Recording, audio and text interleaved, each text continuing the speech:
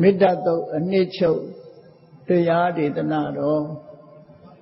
ဒီကနေ့ညဓမ္မသဘင်ခန္ဓာကိုရွှေဘုရားသခင်ရှင်တော်မြတ်ဘုရား၏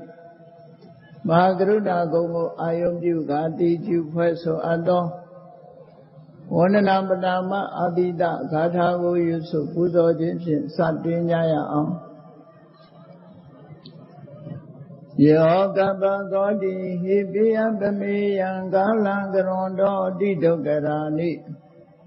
ခေရံကတောလောကဟိတယနာထောနမောမာကာရုဏိကတတတယောနာထောဝိနိယမြာစွာတတ္တဝါဤချမ်းသာစီးပွားလိုလားတောင်းတဂုံပေါင်းခါသဖြင့်နာထမိညာခြင်းရှင်တော်မြတ်ဖရာသည်ကပ္ပကောတိဟိပိဂရေကဘာအရေးအတွက်သင်္ချာတို့ဖြင့်တော်လဲအဘယ်မေယံရည်တွေ့တိုင်းတာဖော်ပြခြင်းငါမစွမ်းနိုင်ပါသောကာလလေးအသင်ချေသိနေကဘာရှိကြသောကာလပတ်လုံးလောကဟိတယတတလောကဤအကျိုးစီးပွားအလုံးငါအတိဒုက္ခရာနိဥ္စာအသက်ချေလက်အင်္ဂါမိတ္တကြီးမာသမိသာလင်တထာဇနေဆွန်ရင်ကြီးဟုကျတိထဝေငါးသွဲအစုအလုံးခဲရင်တော်မူတော်ကိုကရွန်တော်ဘုရားဖြစ်ရန်ရည်တန်ကြိုးကုပ်အားထုတ်တော်မူရသည်ဖြစ်၍ခေရန်လက်ချင်းမျက်လုံးအသက်ဆုံးလျက်နှလုံးစိန်ဝံကိုရောဤပင်မခြင်းသို့ကတောဘဝတဏ္ဏချိန်ဖန်များစွာရောက်တော်မူခဲ့ရရှာလေသည်မဟာကရုဏီကတတတ္တဝါများယင်ဝေသားကဲ့သို့တနာချစ်ခင်မဟာကရုဏာရှင်ဖြစ်တော်မူသောတတနာတတဝိနည်းများစွာတတ္တဝါဤချမ်းသာစီးပွားလိုလားတောင်းတဂုံပေါင်းခါသဖြင့်နာထမိညာထိုရှင်တော်မြတ်ဖရာအားနမောယုတိပြောင်းပြော့မှန်ကိုလျော်၍ကရောယုကျိုးရှိခိုးခြင်းသည်အထုဘဝတုစင်စစ်မဲ့သည်ဖြစ်ပါစေတည်း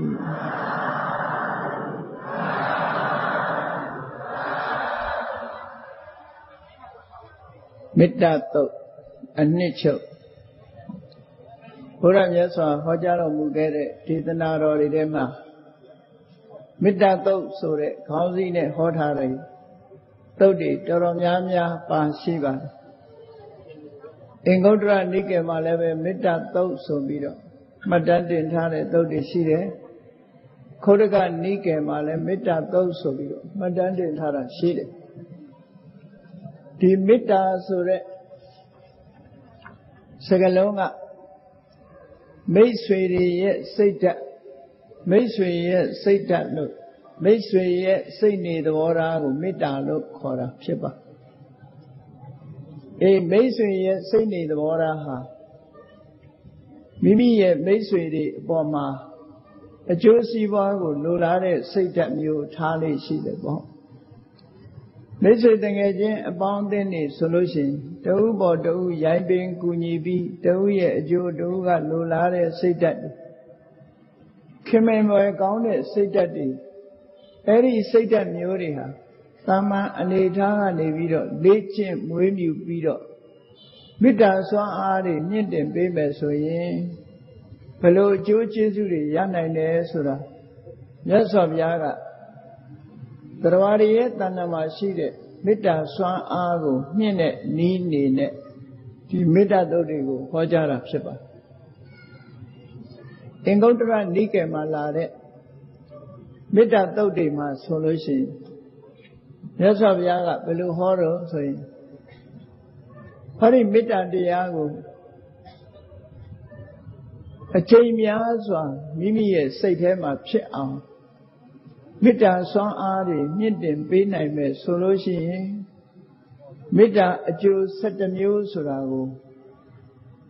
ရရှိနိုင်တယ်လို့အတိအလင်းထုတ်ဖို့ဟောကြားထားတာဖြစ်သောကြောင့်အဲ့ဒီအကျိုးတရားတွေကိုရကျင်တယ်ဆိုလို့ရှိရင်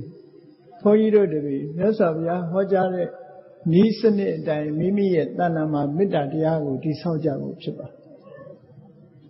ခဏိခတိမှာမေတ္တာတရားဟာလူတိုင်းမှာမကိန်းနိုင်ဘူးမေတ္တာတရားကိန်းတဲ့ပုဂ္ဂိုလ်တွေဟာတစားတစားရော့ပါလာသည့်အတွက်ကြောင့်အမုန်းတရားတွေလွှမ်းမိုးပြီးတော့လာတဲ့ခဏိခေတ်မှာမေတ္တာတရားကိုချိုးချိုးဆဆပွားကြဖို့အမြဲတမ်းတင့်တော်ပါမိမိတို့ရဲ့မေတ္တာရဲ့ရောင်ပြန်ဟပ်မယ်ဆိုလို့ရှိရင်လောကသားတွေအားလုံးဟာကိုယ်ချမ်းသာစိတ်ချမ်းသာဆိုတဲ့ချမ်းသာမှုတွေနဲ့ကြုံတွေ့ပြီးအမုန်းတရားတွေကိုလျှော့ချနိုင်မှာဖြစ်ပါတယ်ဒါကြောင့်မို့မြတ်စွာဘုရားဟောကြားတဲ့အတိုင်းမေတ္တာတရားကိုမိမိတို့တဏ္ဍာမှာအခိုင်အမာဖြစ်အောင်တည်ဆောက်ဖို့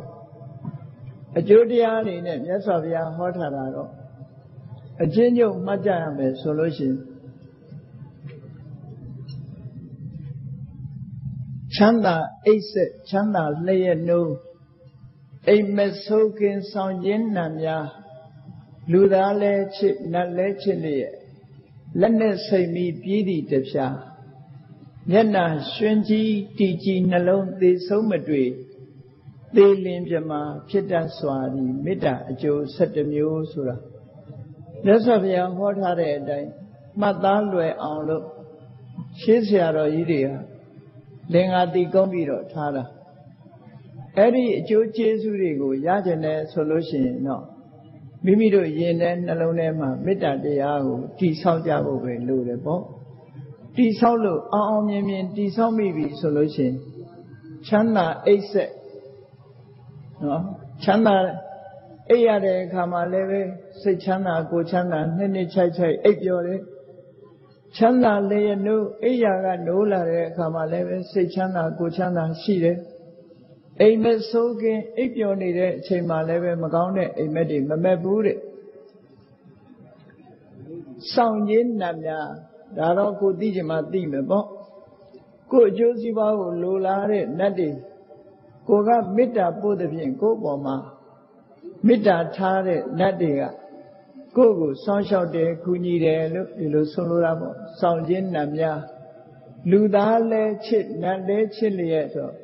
လူသားတွေချစ်တယ်ဆိုတာမိမိကမေတ္တာနှလုံးသားပွားများထားပြီးလူတိုင်းကိုခင်မင်တတ်တဲ့ပုဂ္ဂိုလ်တယောက်ဟာအများရဲ့ခင်မင်မှုကိုရတယ်ဆိုတာမေတ္တာမှထင်ရှားပါအထူးပြောစရာမလိုဘူးခင်မင်ပဲကောင်းတဲ့ပြောဆိုဆက်ဆံရေးခင်မင်ပဲကောင်းတဲ့စိတ်နေသဘောထားရှိတဲ့ပုဂ္ဂိုလ်လူတိုင်းကနေပြီးတော့ခင်မင်ကြတယ်ဆိုတာဟာမေတ္တာရဲ့သက်ရောက်မှုပါမေတ္တာရဲ့အကျိုးသက်ရောက်မှုလို့ဆိုနိုင်တယ်ပေါ့ဒါကြောင့်မို့လူသားလဲချစ်နတ်လဲချစ်လျက်နတ်ချစ်တာတော့ကိုမသိဘူးပေါ့သို့တော့လူသားတွေကကိုယ့်ကိုခင်မင်ကြတယ်ဆိုတာဒါသိကြတယ်လက်နဲ့စိတ်ပြီးပြီးပြီတပြားလို့ဆိုတာကိုယ့်ကိုမကောင်းကြတဲ့ပုဂ္ဂိုလ်ကလက်နဲ့တို့ဘာလို့နဲ့ကိုယ့်ကိုအန္တရာယ်ပြုမယ်ဆိုလို့ရှိရင်လေထိုလက်နဲ့ဟာကိုယ်စီမှာမထိမရှဘူးအစိတ်တွေပါတယ်လေကိုယ်တဏ္ဍာမှာမရောက်နိုင်ဘူးလို့ဒီလိုဆိုတာပေါ့လေမေတ္တာစွမ်းအားကြီးမားနေတဲ့အချိန်မှာမိမိထံမောက်မကောင်းတဲ့အရာတွေဟာရောက်ရှိပြီးမလာနိုင်လို့မေတ္တာဆိုတဲ့စွမ်းအားမိမိတို့ရင်ထဲနှလုံးထဲမှာဖြစ်ပွားအောင်ကြိုးစားကြအောင်လက်နဲ့စိတ်မီပြီးသည့်တပြားမျက်နှာရွှင်ကြီးတဲ့မေတ္တာနှလုံးသားရဲ့ပိုင်ရှင်ဟာမျက်နှာဟာအမြဲတမ်းကြည်လင်ပြီးတော့ပြောဆိုဆက်ဆံမှုအလွန်ကောင်းတယ်ခင်မင်ပွဲကောင်းတယ်ဒီလိုဆိုလိုတာပေါ့နော်မိမိကိုယ်တိုင်ကမေတ္တာတရားပွားများနေတယ်ဆိုရင်သူ့ရဲ့မျက်နှာအစင်းဟာဘသူပေါ်မှာရန်လိုတဲ့စိတ်မရှိဘသူကိုပေါ်မှာအမုန်းတရားမရှိသည့်အတွက်ကြောင့်မျက်နှာဟာအမြဲတမ်းကြည်လင်နေတယ်ခင်မင်ပွဲကောင်းတဲ့မျက်နှာရှိတယ်လို့ဆိုလိုတာပေါ့မျက်နှာရွှင်ကြည်တီကြည်နှလုံးနဲ့အများရဲ့မုန်းတိမှုမခံရလို့ကိုယ့်ရဲ့စိတ်နှလုံးကလည်းအေးချမ်းနေတဲ့ပုဂ္ဂိုလ်တစ်ခုဟာအာယုန်တစ်ခုပေါ်မှာစူးစိုက်လိုက်တာနဲ့တကြိုင်နဲ့သမာဓိဆိုတာလဲလင်းလင်းမြန်မြန်ရနိုင်တယ်ဒါကိုတီကြည်နှလုံးသမာဓိဟာတည်နိုင်တယ်လို့ ပြန့်လွင့်နေတဲ့စိတ်နေသဘောထားတွေမရှိဘဲနဲ့စိတ်နှလုံးဟာတည်ငြိမ်မှုတွေရတယ်လို့ဆိုလို့သေဆုံးမတွေ့သေတဲ့အခါမှာလည်းပဲမိန်မောတွေ့ဝေပြီးတော့သေရတာမျိုးမဟုတ်ဘူးတတိရှိရှိနဲ့မိမိလုပ်ခဲ့တဲ့ကုသိုလ်ကောင်းမှုတွေကိုအာယုံပြုပြီးတော့ဒီလိုသေဆုံးရတယ်မိန်မောပြီးတွေ့ဝေပြီးတော့သေဆုံးရတဲ့ပုဂ္ဂိုလ်ရဲ့တမလွန်ဘဝဆိုတာအင်မတန်မှဆိုးဝါးနိုင်တဲ့အနေအထားမျိုးရှိတယ်ပေါ့ဒါကြောင့်မို့တည်တဲ့အခါမှာလဲတွေ့ဝေမတည်ပဲနဲ့တတိရှိရှိနဲ့တည်ဆုံးနိုင်တယ်တဲ့ဟောဒီမေတ္တာနှလုံးသားရဲ့ပိုင်ရှင်ဒီလိုဆိုလိုတာသေလင်ပြမာလို့ဆိုတာမေတ္တာကိုအာယုံပြုပြီးတော့မေတ္တာတရားကြိုးစားအထောက်လိသည့်အတွက်ကြောင့်မိမိရဲ့တဏ္ဍာမှာဇန်တစ်မျိုးမျိုးကိုရပြီမေတ္တာရဲ့အာယုံဖြစ်တဲ့သရဝါတွေပေါ်မှာမေတ္တာပွားပြီးတော့စိတ်နှလုံးဟာတမာတိစွမ်းအားတွေထက်မြက်လို့ဇန်အဆင့်ရောက်ပြီဆိုလို့ရှိရင်ဆံရဇန်အားလျော်စွာဓမ္မဘုံမှာဖြစ်နိုင်တယ်လို့ဒီလိုဆိုလိုတာပေါ့နော်မေတ္တာကံကအကျိုးပေးလိုက်ပြီဆိုလို့ရှိရင်တော့လူပြည်နတ်ပြည်တွေမကဘူးအလွန်အဆင့်မြင့်တဲ့ဗြဟ္မဘုံထိအောင်ရောက်ပြီးတော့မြင့်မြတ်တဲ့အနေအထားမျိုးနဲ့ကဘာချီပြီးတော့အသက်ရှည်တဲ့ဘဝမျိုးကိုရရှိသွားနိုင်တယ်လို့ဒီလိုဆိုတာဒါမေတ္တာရဲ့အကျိုးတရားတွေကိုမြတ်စွာဘုရားကအကုန်ဟောတာတော့မဟုတ်ဘူးမေတ္တာကိုအခြေခံပြီးတော့ဝိပဿနာဉာဏ်နဲ့ကျင့်ကြံကြိုးကိုအားထုတ်လိုက်မယ်ဆိုရင်မဉဏ်ဖွဉဏ်ရပြီးနောက်ဆုံးနိဗ္ဗာန်ထိအောင်ရနိုင်တယ်ဆိုတာဒီနေရာမှာဖော်ပြမထားဘူးပေါ့နော်ဒါကြောင့်မို့လို့အင်္ဂုတ္တရပါဠိတော်မှာလာတဲ့ဟောဒီမေတ္တာအကျိုး17မျိုးဆိုတာမေတ္တာတုတ်မှာရှင်းလင်းဟောပြတဲ့တရားဒေသနာပဲဖြစ်တယ်ဒီကနေ့ညမေတ္တာတုတ်ဟာတရားချစ်ခင်သူတော်စင်ပြိဿတ်တို့နဲ့အမြဲရင်းနှီးပြီးအမြဲတမ်းကြားနေရတဲ့ပရိကြီး17တုတ်မှာလာတဲ့မေတ္တာတုတ်ကိုအနှစ်ချုပ်ပြီးတော့ဟောပြောပေးပါမယ်။ဘာဖြစ်လို့လဲဆိုရင်ဒီမေတ္တာတုတ်မှာအဗ္ဗဓမ္မပြည့်စုံအောင်မြတ်စွာဘုရားဟောကြားပေးထားတာဖြစ်တယ်။ပြည့်စုံဟောကြားထားတဲ့အတိုင်းမိမိတို့မှာလိုအပ်တဲ့အရည်ချင်းတွေပြည့်စုံအောင်အားထုတ်လို့ထိုမေတ္တာလမ်းစဉ်အတိုင်းလိုက်နာကျင့်သုံးမယ်ဆိုလို့ရှိရင်နောက်ဆုံးကောင်းကျိုးချမ်းသာတွေရနိုင်ပုံထိအောင်မြတ်စွာဘုရားဟောကြားထားတာဖြစ်သောကြောင့်တရားချစ်ခင်သူတော်စင်ပြိဿတ်တို့အနေနဲ့အမုန်းတရားတွေပွားတဲ့ဒီကနေ့ခေတ်ကြီးထဲမှာတို့တွေမေတ္တာတရားတိုးတက်ပြီးတော့ပွားများမှသင်တော်မယ်မေတ္တာတရားကိုပွားများအားထုတ်ကြမယ်လို့ဆိုပြီးတော့ကမ္ဘာလောကကြီးအတွက်သရဝါတွေအလုံးအေးချမ်းသာယာစီးပွားဥစ္စာတိုးတက်ဖို့အတွက်မေတ္တာထားနိုင်အောင်လို့ဟောဒီမေတ္တာတုတ်အနှစ်ချုပ်တရားကိုရှင်းလင်းပြီးတော့ဟောကြားလူတိုင်းဟာလည်းပဲပရိကြီး17တုတ်ထဲမှာပါတယ်မေတ္တာဆိုတဲ့အယံအတားနဲ့ဘေးခတ်သိမ်းရန်ခတ်သိမ်းအန္တရာယ်ခတ်သိမ်းကင်းငြိမ်လွင့်ပြောက်မရောက်ကြပဲစီးပွားဥစ္စာတိုးတက်တဲ့အနေအထားအတိုင်းရရှိနိုင်ကြတယ်ဒါကြောင့်မို့မေတ္တာဆိုတဲ့အမုန်းတရားကင်းစင်ပြီးတော့ရင်ထဲနှလုံးထဲကအကျိုးစီးပွားကိုလိုလားတဲ့ဒီသဘာဝတရားကိုကြိုးစားပြီးတော့တည်ဆောက်ဖို့ပါမိတ်ဆွေတွေရဲ့စိတ်ဓာတ်အင်္ဂလိပ်လိုပြန်တော့မေတ္တာကို loving kindness လို့ပြန်တယ်နော်ချစ်ခင်ကျင်နာမှုဆိုတဲ့အဓိပ္ပာယ်ပေါ့ loving kindness ဆိုတဲ့မေတ္တာတရားတကယ်တော့စကားလုံးတိုင်းဘာသာပြန်မယ်ဆိုရင်နော် attitude of a friend လို့ဒီလိုပြန်ရင်တော့ပို့ပြီးတော့နီးစပ်တယ်ပေါ့မိတ်ဆွေတယောက်ရဲ့စိတ်နေသဘောထားလို့ဒီလိုဆိုလိုတာပေါ့နော်အဲ့ဒီမေတ္တာတရားကိုမိမိတို့တဏ္ဍာမှာတည်ဆောက်ကြဖို့အတွက်မေတ္တာတုတ်ပရိတရားမှာဒီမေတ္တာတုတ်ကိုရွတ်လဲရွတ်ဖတ်လဲဖတ်ထိုမေတ္တာတုတ်မှာလာတဲ့အဓိပ္ပာယ်တွေကိုလည်းဆင်ခြင်စဉ်းစားလို့မေတ္တာဘာဝနာပွားများအားထုတ်ကြမယ်ဆိုလို့ရှိရင်တော့မိမိတို့ယင်တဲ့နှလုံးထဲမှာအမုန်းတရားကင်းစင်သည့်အတွက်ကြောင့်မျက်နာအစဉ်လဲကြည်လင်မယ်နော်ချမ်းသာအိပ်ဆက်ချမ်းသာလျက်နိုးအိမ်မဆိုးကင်းစတဲ့ အကျိုးကျေးဇူးတွေကိုလည်းဟောအဲ့ဒီအကျိုးကျေးဇူးတွေရရှိအောင်ကောင်းကျိုးချမ်းသာကိုပေးစွမ်းနိုင်တဲ့မေတ္တာဘာဝနာကိုကြိုးစားပွားနိုင်ကြပါစေလို့ဒီကနေ့ဒီတုတ်ကိုမှတ်သားကြရအောင်အဲ့ဒီမေတ္တာတုတ်မှာမြတ်စွာဘုရားဟောတာတော့မဟုတ်ဘူးရှေးကဆရာတော်ကြီးတွေကရေးသားခဲ့တဲ့အချီနိဒန်းစကားလေးတစ်ခုပါတယ်အဲ့ဒါကဘာလို့ဆိုယတ္တနုဘာဝတောယက္ခနေဝထတ်တင်တိဘိတနံအလုံးသူတော်စင်တွေဟာဒီတုတ်တန်ကိုနှုတ်ကနေရွတ်ဆိုနေကြတာကြားလဲကြားဘူးနေကြတာဆိုတော့ရွတ်ရင်းဖတ်ရင်းနဲ့နှလုံးသွင်းဆင်ခြင်နိုင်အောင်ယတ္တနုဘာဝတောယက္ခနေဝဓတ္တင်တိဘိတနံယက္ခဆိုတာဘုံပစိုးနတ်တွေမကောင်းဆိုးဝါးတွေအဲ့ဓာတွေကတဲ့ဒီမေတ္တာတုတ်ရဲ့အစွမ်းတကူကြောင့်ကြောက်เสียလန့်เสียအာယုန်တွေကိုမေတ္တာပွားများတဲ့ပုဂ္ဂိုလ်ကိုဘယ်တော့မှမပြကြဘူးတဲ့ဆိုလိုတာကမေတ္တာဘာဝနာပွားများအားထုတ်နေတဲ့ပုဂ္ဂိုလ်သို့မဟုတ်ဟောဒီမေတ္တာတုတ်ကိုရွတ်ဖတ်တရေစေတဲ့ပုဂ္ဂိုလ်ကိုကြောက်เสียကောင်းတဲ့နတ်ဘလူတွေကပဲဖြစ်စေတစေတရေရပဲဖြစ်စေ6လန့်ခြင်းမပြုဘူးလို့ဒီလိုဆိုလိုတာပေါ့နော်အဲ့တော့6လန့်ခြင်းမပြုဘူးဒီမေတ္တာရဲ့အစွမ်းတကူကြောင့်သူတို့ကလည်းကိုယ်ကိုခင်မင်သည့်အတွက်ကြောင့်ဘယ်တော့မှကြောက်เสียလန့်เสียအာယုန်တွေကိုမပြဘူးတဲ့ဒီအဓိပ္ပာယ်ကိုဆိုလိုတယ်ယတ္တနုဘဝတောမေတ္တာတုတ်ရဲ့အစွမ်းတကူကြောင့်ယက္ခနတ်ဘလူတို့သည်ဘိတနံကြောက်မဲ့ဖွဲ့အစင်းအာယုံကိုနတ်ဓာတ်သိတိဘယ်တော့မှမပြကြဘူးသူတို့ပြမှမြင်တာကိုဒါကြောင့်မို့လို့ဒါလည်းဟောဒီမေတ္တာတုတ်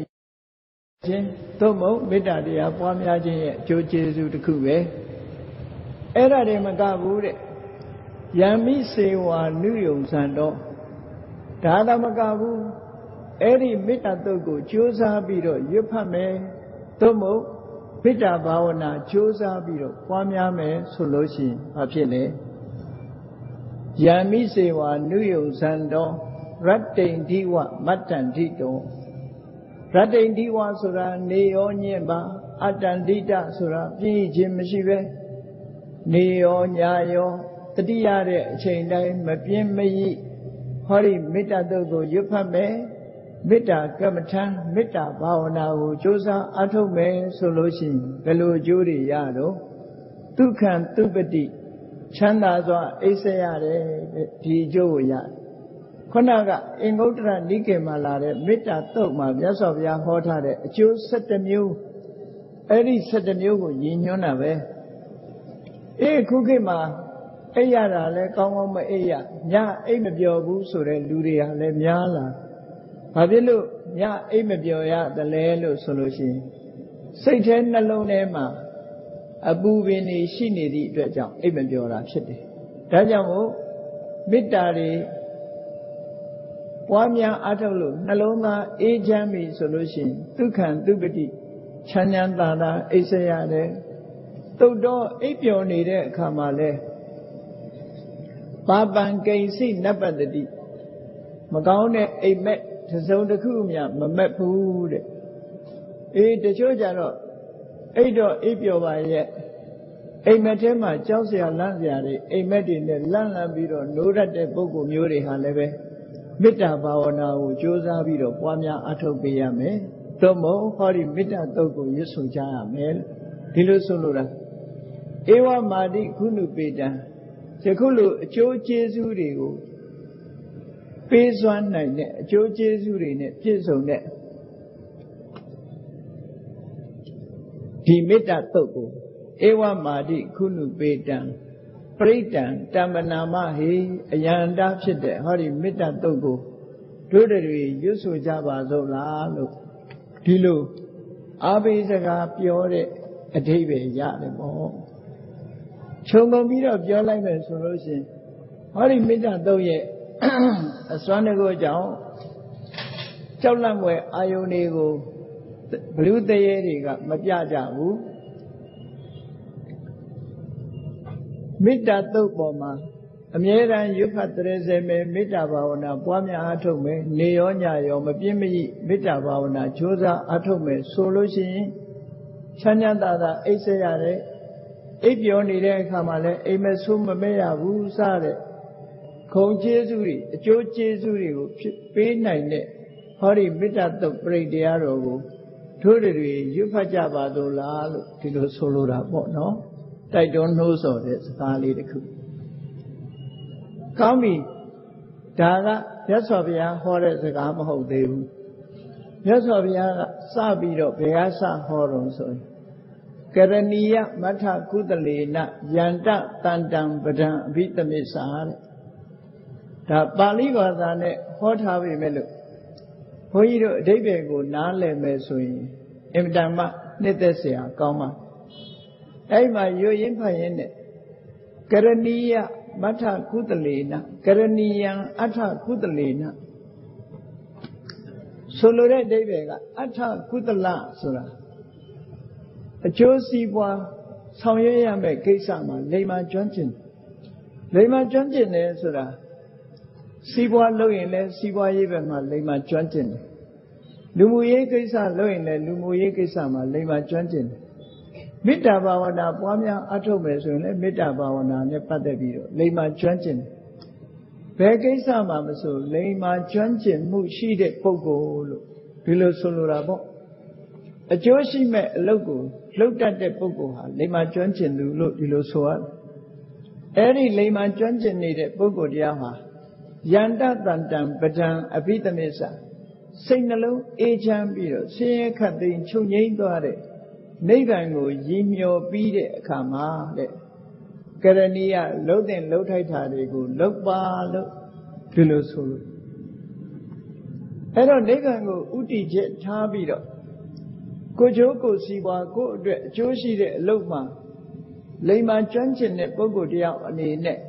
အကျိုးရှိတဲ့အလုပ်ကိုလုပ်ရမယ်လို့ဒီလိုဆိုလိုတယ်ပေါ့ဒါဟာလည်းပဲမြတ်စွာဘုရားရဲ့လမ်းညွှန်မှုတစ်ခုပဲ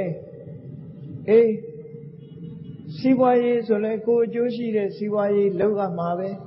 လူမှုရေးဆိုတာလဲအများအကျိုးစီးပွားရှိတဲ့အားမျိုးလုပ်ရတယ်တရားဓမ္မနဲ့ပတ်သက်ပြီးတော့မိမိရဲ့ဘဝမှာတစ်ဆင့်ပြီးတစ်ဆင့်မြင့်သွားအောင်မိမိရဲ့တဏ္ဍာမှာအမုန်းတရားတွေကင်းပြီးတော့မေတ္တာတရားတွေတိုးတက်ပွားများလာအောင်လုံနီးကင်နီးကိုသိတဲ့ပုဂ္ဂိုလ်မှန်သမျှအထကုသလပဲ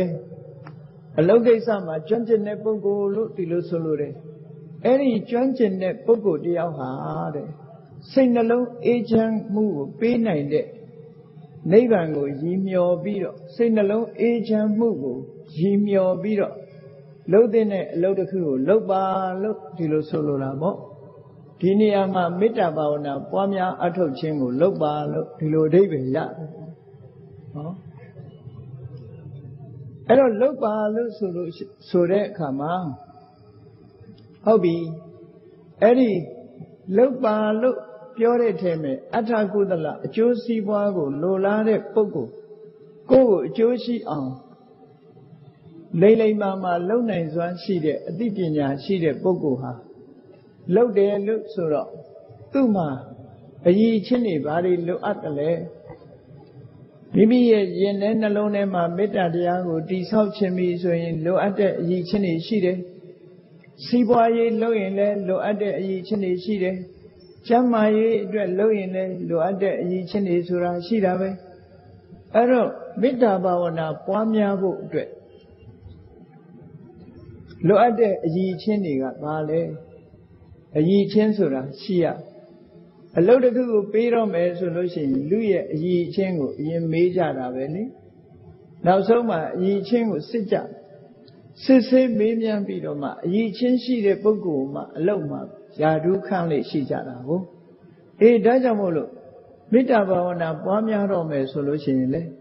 လိုအပ်တဲ့အရည်အချင်းတွေဟာ15မျိုးရှိတယ်အဲ့တော့ဘုန်းကြီးတို့တွေဒီအရည်အချင်းတွေကိုကိုယ်တဏ္ဍာမှာပြည့်အောင်အရင်ကြိုးစားရမယ်ဒီလိုဆိုလို့ကိုယ်အကျိုးရှိတဲ့အလုပ်ကိစ္စကိုလုပ်ဖို့အတွက်လိမ္မာကျွမ်းကျင်တဲ့ပုဂ္ဂိုလ်တရားအနေနဲ့ အကြီးချင်းတွေကဘာတွေလဲလို့ဆိုရင်တက်ကောစွမ်းနိုင်တဲ့ပုဂ္ဂိုလ်ဖြစ်ရမယ်စွမ်းနိုင်တဲ့ပုဂ္ဂိုလ်ဆိုတာဘယ်လိုပုဂ္ဂိုလ်မျိုးလဲကိုလုပ်တဲ့လုပ်ငန်းနဲ့ပတ်သက်ပြီးတော့စွမ်းနိုင်တယ်လို့ဆိုတာနံပါတ်1ယုံကြည်ချက်ရှိရမယ်နော်နံပါတ်2ကျမ်းမာရေးကောင်းရဟောယုံကြည်ချက်ရှိမှကိုလုပ်တဲ့အလုပ်လုပ်နိုင်စွမ်းရှိကျမ်းမာရေးကောင်းမှလည်းပဲလုပ်နိုင်တယ်ဟောကျမ်းမာရေးမကောင်းရင်လည်းမလုပ်နိုင်ဘူးလေယုံကြည်ချက်လည်းရှိရမယ်ကျမ်းမာရေးလည်းကောင်းရအဲ့ဒီထဲမှာကျမ်းမာရေးကောင်းဆိုတဲ့ထဲမှာအရေးကြီးတဲ့တစ်ခုကဘာလို့ဆိုလို့ရှိရင်လူရဲ့ခန္ဓာကိုယ်မှာအစာအာဟာရနဲ့ပတ်သက်ပြီးတော့ဝမ်းမီကောင်းတဲ့မျှတတဲ့ဝမ်းမီရှိတဲ့ပုဂ္ဂိုလ်တွေဖြစ်ရမယ်လို့ဒီလိုဆိုလို့လေဝမ်းမီကတိတ်ထက်လွန်အားကြီးလို့ရှိရင်ခဏခဏစာသည့်အတွက်ကြောင့်အစာအာဟာရဘက်မှာမက်မောပြီးတော့အချိန်ဖြုံးတတ်တဲ့အနေအထားမျိုးရသွားဝမ်းမီညံ့သွားတဲ့ပုဂ္ဂိုလ်ဆိုလို့ရှိရင်လည်းအစာမကြေယောဂဖြစ်တတ်တယ်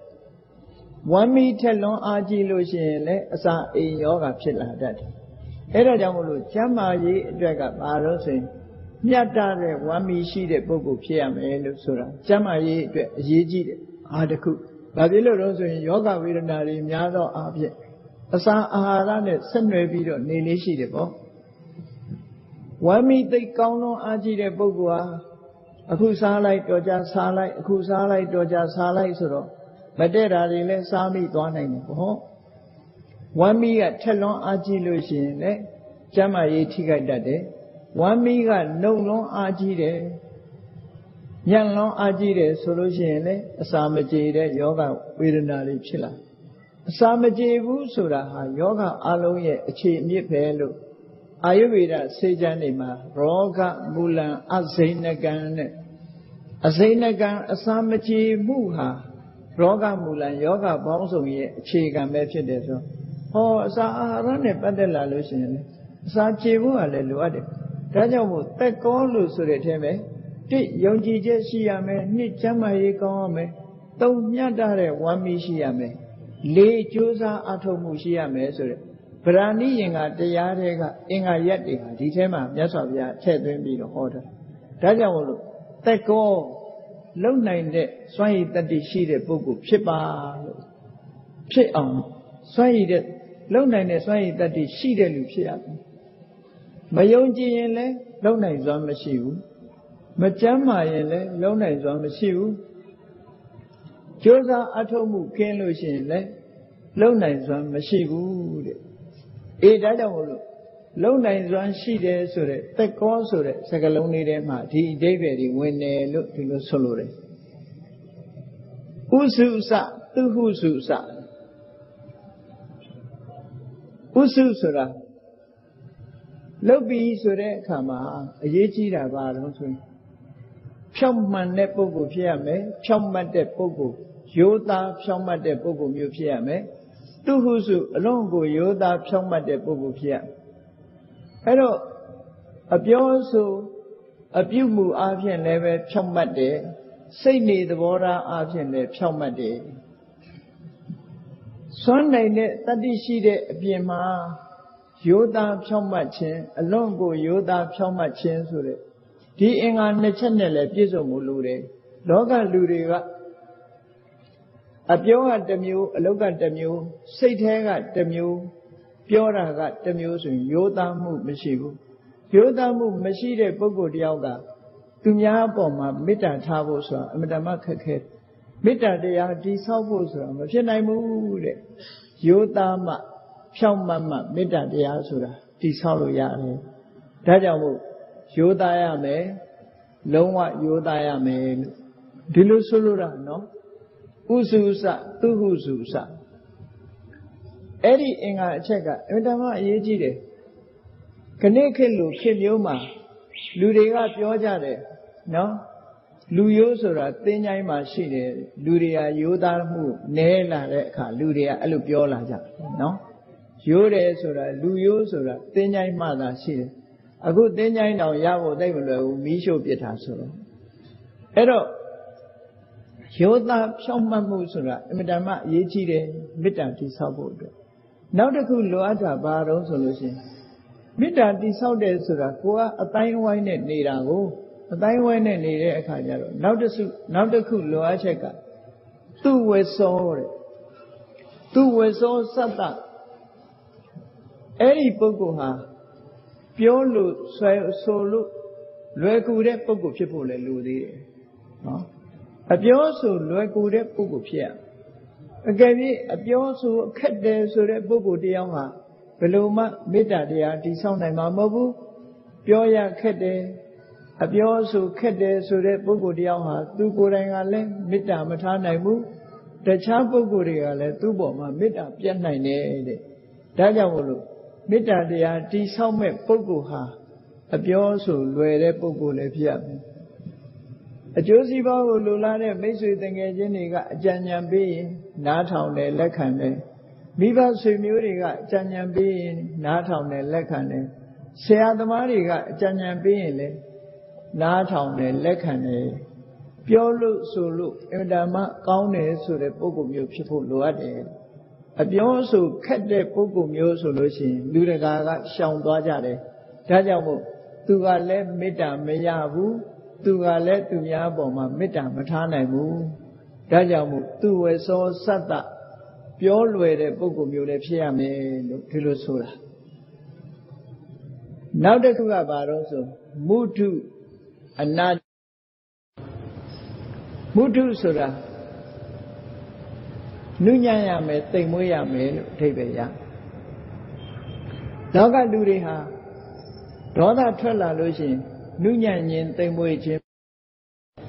စိတ်နှလုံးရဲ့နုညံ့မှုဆိုတာမရှိဘူးနုညံ့တာဆိုတာနဲ့ပျော့ညံ့တာနဲ့တခြားစီပဲနုညံ့မှုတိမ်မွေးမှုဆိုတာရှိရတယ်ဒေါသနဲ့ခက်ထန်တဲ့ပုဂ္ဂိုလ်မျိုးဆိုလို့ရှိရင်မေတ္တာတရားဟာပတ်ဝန်းကျင်ကလည်းသူ့အပေါ်မှာမေတ္တာပြည့်မယ်သူကလည်းမေတ္တာတည်ဆောက်ဖို့ခက်လိမ့်မယ်ဒါကြောင့်မို့လို့ဒေါသခက်ထန်တဲ့ပုဂ္ဂိုလ်မျိုးမဖြစ်ဘဲနဲ့စိတ်နှလုံးနူးညံ့ပျော့ပြောင်းတဲ့ပုဂ္ဂိုလ်မျိုးဖြစ်တဲ့နေဒီလိုဆိုလို့တယ်လောကလူတွေထဲမှာသဘောထားခက်ထန်တယ်ဆိုတဲ့လူတွေရှိတယ်လေဟာလိုင်းနာဆိုတာခေါ်ကြတာပေါ့ခုခေတ်သဘောထားတင်းမာသူတွေအဲ့ဒီတင်းမာသူတွေဟာမေတ္တာရဖို့ခက်တယ်ပေါ့သူတို့ကိုယ်တိုင်ကလည်းအများပေါ်မှာမေတ္တာထားတယ်ဆိုတော့မဖြစ်နိုင်ဘူးပေါ့ဒါကြောင့်မို့လို့တင်းမာတဲ့လိုင်းမျိုးမဖြစ်ရဘူးပြောလို့ဆိုလို့လွယ်ပြီးတော့သဘောထားပျော့ပြောင်းတဲ့ပုဂ္ဂိုလ်မျိုးဖြစ်ရမယ်လို့ဒီလိုဆိုလိုတာပေါ့ဟောနောက်တစ်ခုကဘာတော့ဆိုရင်အနတ္တိမာနိတဲ့မာနကြီးလွန်းတာမဖြစ်စေရမာနဆိုတာရှိတဲ့လောက်တော့ရှိရမာနဆိုတာဘယ်လိုမာနမျိုးတော့ရှိတဲ့လဲဆိုရင်ကောင်းကျိုးချမ်းသာဘက်ကိုဥတည်သွားတဲ့မာနမျိုးဆိုပါစို့သူတို့တောင်လုံနိုင်နေတာငါဘာလို့မလုံနိုင်ရမှာလဲသူတို့တောင်မှပဲကြီးပွားတာငါလည်းဘာလို့မကြီးပွားနိုင်ရမှာလဲသူလည်းပညာတတ်တယ်ငါလည်းပညာဘာလို့မတတ်နိုင်ရမှာလဲသူလည်းထွေးစားတာပဲငါလည်းထွေးစားတာပဲငါလည်းဖြစ်အောင်လုပ်မယ်ဆိုတဲ့မာနမျိုးတွေကတော့ရှိရမယ်လို့ဒီလိုဆိုလိုတယ်နော်အဲ့ဒီမာနမျိုးကရှိရမယ်အဲ့ဒီမာနတဲ့ပူလွန်သွားတဲ့အတိမာနဘယ်သူမှခရီးမဆိုင်ဘူးဟဲ့ဆိုတဲ့မာနမျိုးနော်ဘယ်သူမှလူမထင်ဘူးဆိုတဲ့မာနမျိုးကြပိုးဆိုးသွားတယ်နော်အဲ့တော့သူများကိုလူမထင်ရင်သူလည်းလူထင်မှာမဟုတ်တော့ဘူးပေါ့အဲ့ဒီလိုလွန်ကဲတဲ့မာနမျိုးတော့မရှိစေရဘူးသို့တော့ထားတဲ့မာနမျိုးတော့ရှိရမယ်ကိုယ်ရည်ချင်းကိုကိုယုံကြည်တယ်ဖြစ်အောင်လုပ်မယ်မဖြစ်မနေရအောင်ကြိုးစားမယ်ဆိုတဲ့စိတ်ဓာတ်မျိုးမာနမျိုးတော့လူတိုင်းမှာရှိတဲ့နေဒါကြောင့်မို့မေတ္တာတရားတည်ဆောက်တဲ့အခါမှာအဲ့ဒီတဲ့ပုံမူတဲ့သူများပေါ်မှာစော်ကားတဲ့မာနမျိုးမရှိစေရဘူးလို့မာနကြီးလွန်အားကြီးရင်ပတ်ဝန်းကျင်ကလည်းသူ့ကိုရှောင်သွားနိုင်တယ်သူကလည်းပဲအများပေါ်မှာမာနတွေတခွဲသာဖြစ်နေသည့်အတွက်ကြောင့်မေတ္တာတရားတည်ဆောက်ဖို့ဆိုတာမဖြစ်နိုင်ဘူးတဲ့ဒီလိုဆိုလိုတာနော်အဲ့တော့ပေါင်းလိုက်တဲ့အခါကျတော့သက်ကောဥစုစာသူဟုစုစာသူဝသောသတ္တမုဒုအနာတိမာနိဆိုအင်္ဂါ6ချက်ရှိသွား အရည်ချင်းကိုရွေးချယ်တာဓမေတ္တာပွားမဲ့ပုဂ္ဂိုလ်တွေဟာကိုယ့်ကိုဒီအင်္ဂါရပ်တွေနဲ့ပြည့်စုံအောင်လုပ်ဖို့လိုအပ်တယ်လို့ဒီလိုပြောတာနော်နောက်တစ်ခုရှိရမယ့်အရည်ချင်းတွေကဘာတွေလဲလို့ဆိုလို့ရှိရင်နော်တန်တုတ်တကောစာတန်တုတ်တကဆိုတာတန်ဆိုတာကိုယ်မှာရှိတာတုတဆိုတာကျင့်တတ်တာကိုယ်ရှိတာနဲ့ကျင့်တတ်တယ်ကိုယ်ရှိတာနဲ့ကျင့်တတ်သည့်အတွက်ကြောင့်သူများဟာကိုရကျင်တဲ့စိတ်မရှိဘူးဒီလိုဆိုလိုတာပေါ့နော်ကိုယ်ရှိတာနဲ့မကျင့်တတ်တဲ့လူကသူများဟာကိုရကျင်လာတော့ပြဿနာတက်တယ်ပေါ့ဒါကြောင့်မို့ကိုယ်ရှိတာနဲ့ကျင့်တတ်နိုင်ဖို့လိုအပ်တယ်ကိုယ်ဟာနဲ့ကျင့်တတ်ဖို့လိုအပ်တယ်နောက်တစ်ခုကရှိတာနဲ့ကျင့်တတ်တယ်အဓိပ္ပာယ်တစ်ခုကရှိတာနဲ့ကျင့်တတ်တယ်နောက်အဓိပ္ပာယ်တစ်ခုတော့မြတ်တစွာကျင့်တတ်တယ်ဓာတ်လူညီတူကျင့်တတ်တယ်ဆိုတဲ့အဓိပ္ပာယ်မျိုး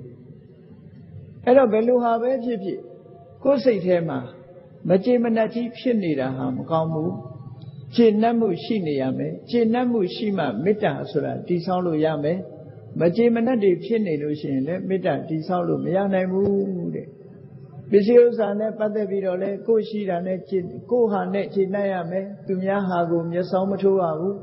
ရှိတာနဲ့ကျင့်တတ်ရမယ်မရှိတာကိုသွားပြီးတော့မျက်စောင်းမထိုးရဘူးမျှမျှတတညီမျှစွာကျင့်တတ်မှုနဲ့လည်းရှိရမယ်လို့ဒီလိုဆိုလိုတာပေါ့နော်အဲ့ဒါမှမေတ္တာတည်ဆောက်ဖို့အတွက်လွယ်ကူတယ်သူကရောဆိုတာတစုံတစ်ယောက်ကကိုယ့်ကိုပြုစုတယ်ဥပမာမိသားစုမှာဆိုလို့ရှိရင်အရှင်မျိုးသမီးကချက်ပြုတ်ကျွေးတယ်ကျန်တဲ့လူတွေကချက်ပြုတ်ကျွေးတာကို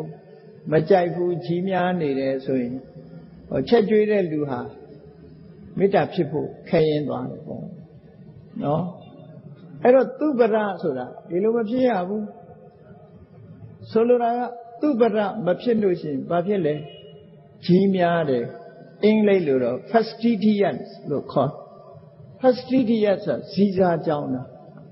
ဟိုဟာဖြစ်မကြိုက်ဘူးဒါဖြစ်မကြိုက်ဘူးနဲ့ကြီးများတဲ့ဟာမျိုးတွေကမေတ္တာပြည့်စုံနိုင်တယ်ဒီလိုဆိုလိုတာပေါ့အဲ့တော့မေတ္တာမပြည့်ရအောင်ဘာဖြစ်ဘာနဲ့ပဲကြွေးကြွေးနော်အများလုပ်ပေးတာကိုကျင့်တတ်နိုင်တဲ့သဘောရှိရမယ်အဲ့တော့ပြုလို့စုလို့လွယ်ကူတဲ့ပုဂ္ဂိုလ်ဖြစ်ရအပြုစုခက်တဲ့ပုဂ္ဂိုလ်မျိုးမဖြစ်စေရဘူးတဲ့အပြုစုခက်လာပြီဆိုလို့ရှိရင်ပြုစုတဲ့ပုဂ္ဂိုလ်ရဲ့မေတ္တာမရနိုင်ဘူးသူကိုယ်တိုင်ကလည်းတစ်ဖက်သားပေါ်မှာမေတ္တာမတည်ဆောက်နိုင်ဘူးဒါကြောင့်မို့လို့အချင်းချင်းမေတ္တာတရားခန်းချောက်သွားနိုင်တယ်ဒါကြောင့်မို့မြတ်စွာဘုရားကသူပရပြုစုလို့လွယ်တဲ့ပုဂ္ဂိုလ်မျိုးဖြစ်ရမယ်လို့ဒီလိုခေါ်တာဒါလည်းမေတ္တာတရားတည်ဆောက်တဲ့နေရာမှာအရေးပါတဲ့အင်္ဂါရပ်တစ်ခုပဲဖြစ်တယ်ပေါ့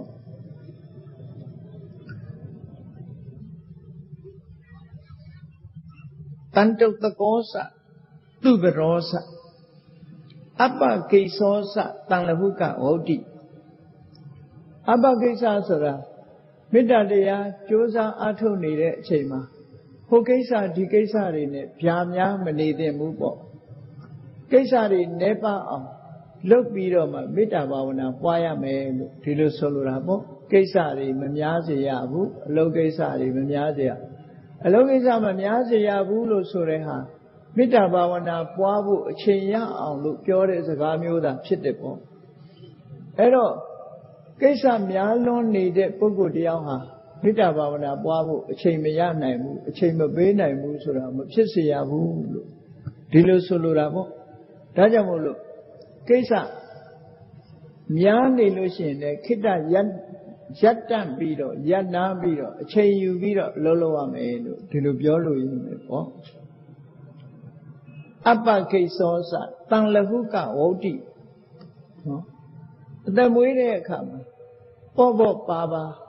အသက်မွေးတဲ့ပုဂ္ဂိုလ်မျိုး symbol like ပေါ့တကယ့်ကိုရိုးရိုးနေတဲ့ပုဂ္ဂိုလ်မျိုးလောကမှာလူတွေမှာဝတ်စားဆင်တာလဲကိန်းကြီးခန်းကြီးမရှိဘူးရိုးရိုးနေတယ်ရိုးရိုးဆက်ဆံတယ်ပြောဆိုတယ်ဆိုလို့ရှိရင်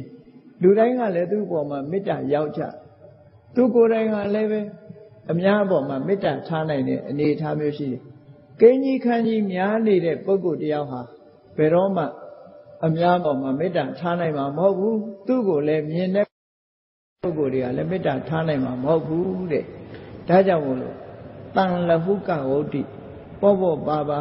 အသက်မွေးတတ်တဲ့ပုဂ္ဂိုလ်ရိုးရိုးသားသားရိုးရိုးလေးနေတတ်တဲ့ပုဂ္ဂိုလ်မျိုးလဲဖြစ်ဖို့လိုအပ်တယ်လို့ဒီလိုဆိုလိုတာဟောနောက်တစ်ခုကြတော့ဘာလို့ဆိုတန်တိန်တရိယောစာတန်တိန်တရိယဆိုတာငြိမ်သက်အေးချမ်းတဲ့အိန္ဒိယရှိရမယ်ဒါကအရက်ထဲမှာပြောသလိုအိန္ဒိယမရဘူးဆိုတဲ့အဓိပ္ပာယ်မျိုးပြောတာမဟုတ်ဘူး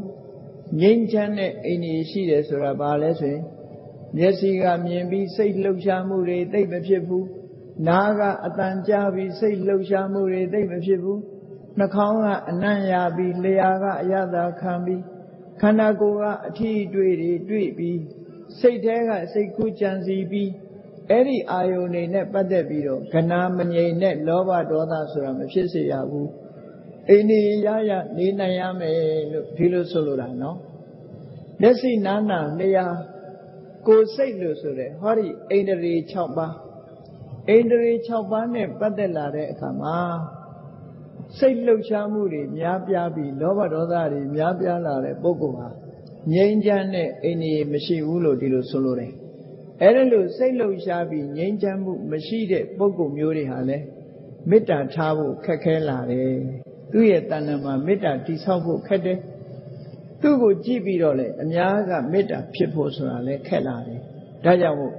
တန်တိန်တရိယငြိမ်သက်တဲ့အေးချမ်းတဲ့အိန္ဒိယမျိုးရှိအောင်လဲစိတ်နှလုံးအေးချမ်းသူဖြစ်အောင်လဲကြိုးစားအထောက်ရမယ်လို့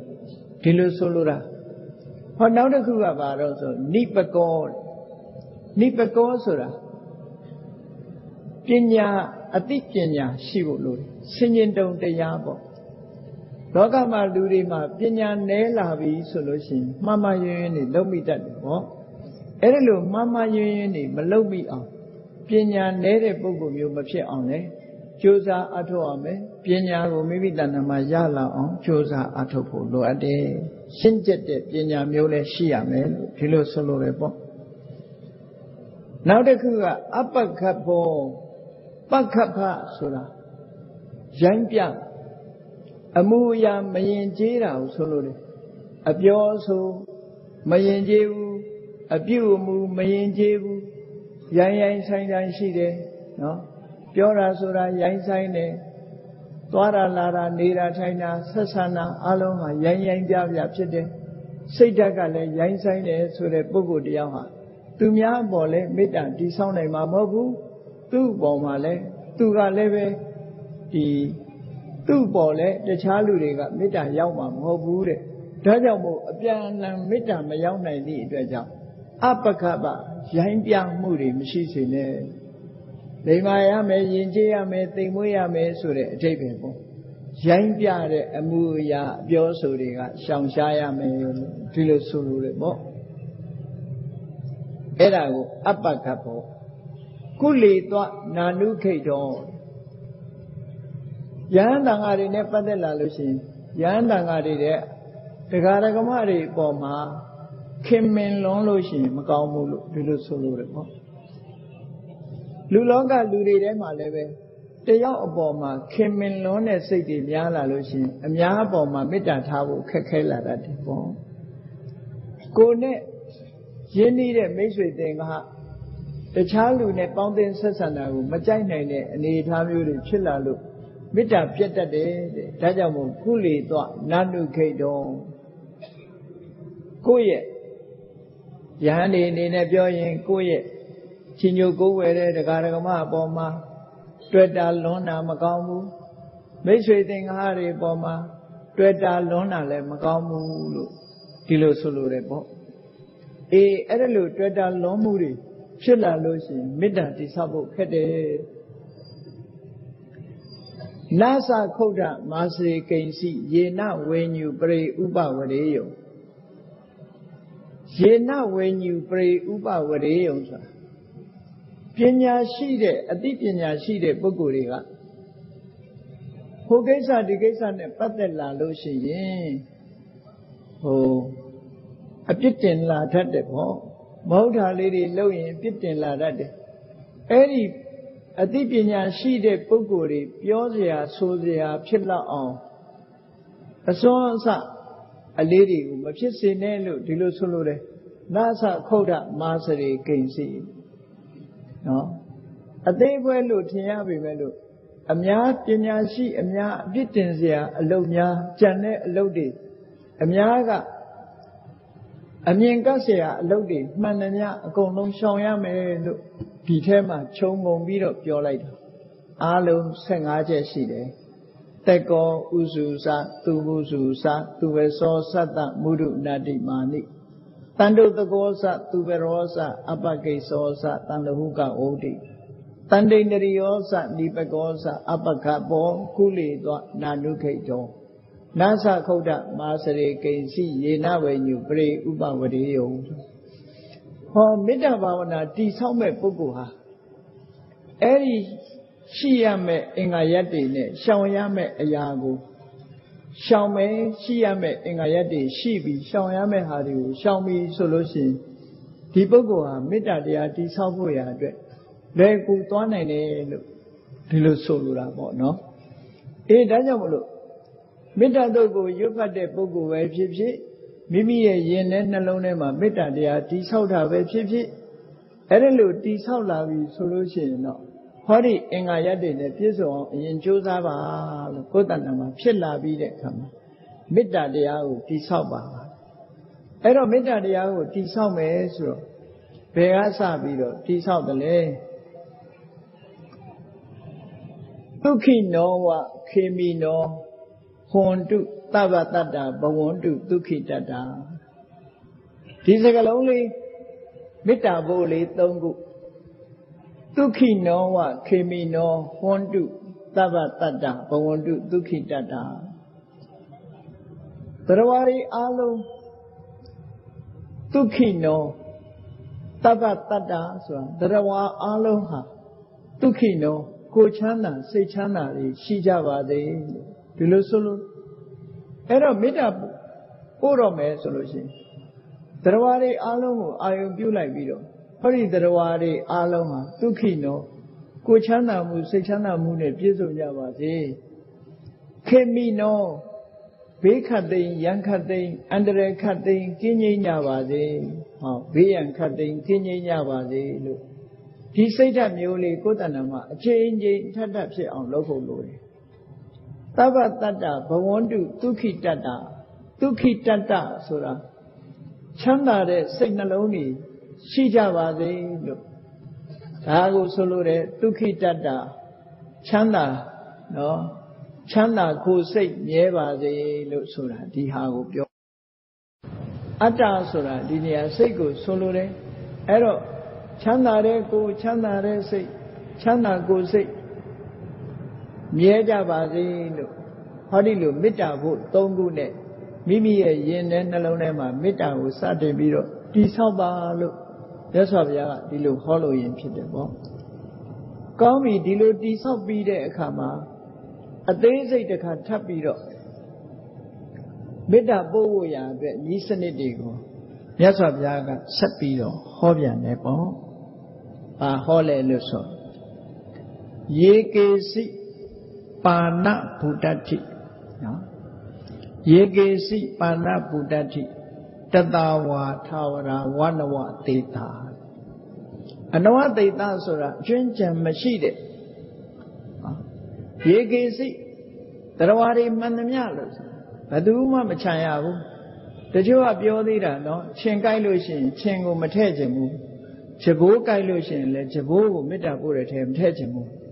အဲ့ဒါလို့ခြံထားလို့မရဘူးတဲ့တရားဝါမှန်သမျှတက်ရှိတရားဝါမှန်သမျှယေကေစီပါဏဗုဒ္ဓတိဒီလောကကြီးမှာရှိသမျှတတ္တဝါတွေနော်ယေကေစီဆိုတာအားလုံးပဲအကျွမ်းကြံမရှိဘူးအနဝတေတအကျွမ်းကြံမရှိဘူးလောကကြီးမှာရှိတဲ့တရားဝါတွေအားလုံး အဲ့ဒီရှိတဲ့တရားတွေအလုံးကိုနှမျိုးခွဲလိုက်တယ်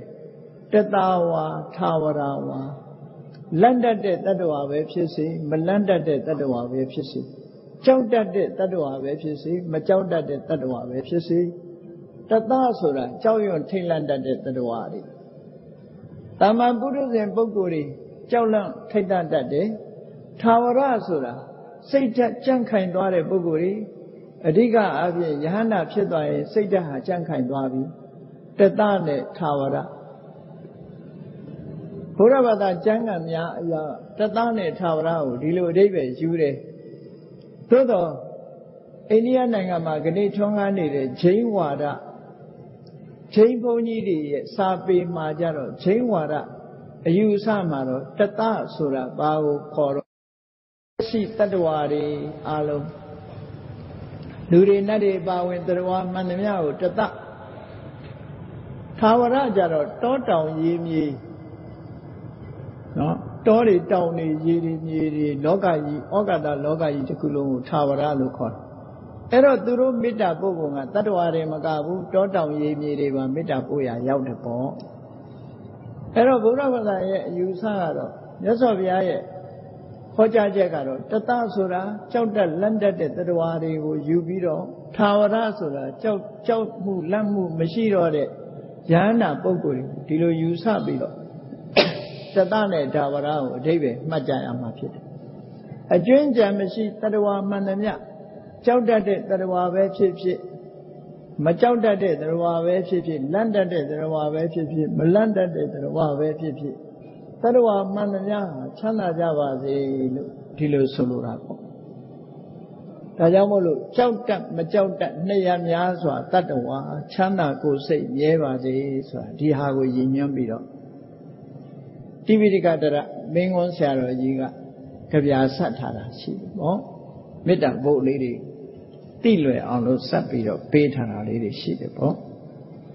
အဲ့ဒီမှာယေကေစိပါဏပုတ္တိတတဝါထာဝရဝနဝတေတာဒါရဲ့အဓိပ္ပာယ်နောက်တစ်ခုကျတော့ဘာလို့ဆိုလို့ရှိရင်ဒီဃဝါယေဝမဟန္တာမစ္စိမာရတ္တခအနုကထုလာဒီနေရာမှာအစု၃ခုခွဲလိုက်တယ်ဒီဃဆိုတာလူတွေပြောမယ်ဆိုရင်အယတ်ရှည်တဲ့လူနော်အယတ်ရှည်တဲ့လူတရားတွေကိုပြောမယ်ဆိုရင်ခန္ဓာကိုယ်ရှည်ရှည်လျားယားမွေလိုတရားမျိုးနော်အဲ့ဒါမျိုးကိုဒီခါရှည်လျားတဲ့တရားလို့ဒီလိုဆိုလိုတယ်ပေါ့လူဆိုရင်အယတ်ထွားတယ်ခြံတဲ့တရားတွေဆိုရင်ရှည်လျားတယ်ဒီလိုအဓိပ္ပာယ်အဲ့တော့အယအမောင်းရှည်လျားသူပဲဖြစ်စေမစ္စိမအယအမောင်းအလဲအလတ်ရှိတဲ့လူပဲဖြစ်စေရတ္တဆိုတာအယတ်ပုတဲ့လူပဲဖြစ်စေဆိုလိုတာကနော်အယတ်ထွားသူအယတ်ပုသူအယတ်အလောတော်ဖြစ်သူ